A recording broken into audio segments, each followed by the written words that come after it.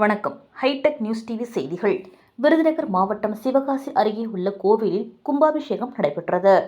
விருதுநகர் மாவட்டம் சிவகாசி அருகே உள்ள கீழத்தாயில்பட்டியில் திருமகள் நாயகனாக ஸ்ரீமத் நாராயணன் உலகில் வசிப்பவர்களையும் தர்மத்தையும் காப்பாற்றுவதற்காக வேண்டி தானே எடுத்த அவதாரங்களில் தவ முனிவர்கள், ரிஷிகள் முதல் ஏழைகள் வரை பக்தர்களுக்கு அருள்பாலித்த பெருமாள் 500 ஆண்டுகளுக்கு முன்பு அவதரித்த கோவில் இந்த சிறப்பு வாய்ந்த கோவிலாகும்.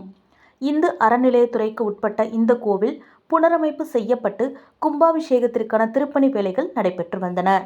திருப்பணி வேலைகள் முழுமையாக நடைபெற்று வந்த நிலையில் கும்பாபிஷேகத்தை முன்னிட்டு ஸ்ரீதேவி பூதேவி சமேத ஸ்ரீ மோகன பெருமாள் கோவிலில் கணபதி ஹோமம், முதல் காலையாக பூஜை, மூல மந்திர ஹோமம், 2ஆம் காலையாக பூஜை என விமரிசையாக நடைபெற்றது.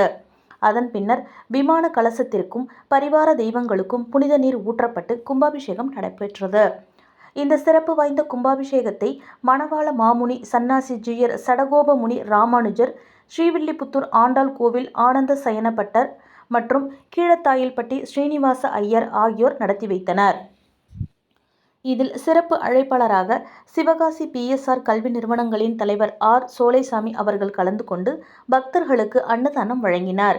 கும்பாபிஷேகத்தில் சுற்று வட்டாரத்தை சேர்ந்த ஏராளமான பக்தர்கள் கலந்து கொண்டு சுவாமி தரிசனம் செய்தனர். கும்பாபிஷேகத்திற்கான ஏற்பாடுகளை திருப்பணி குழு கமிட்டியினர் சிறப்பாக செய்திருந்தனர்.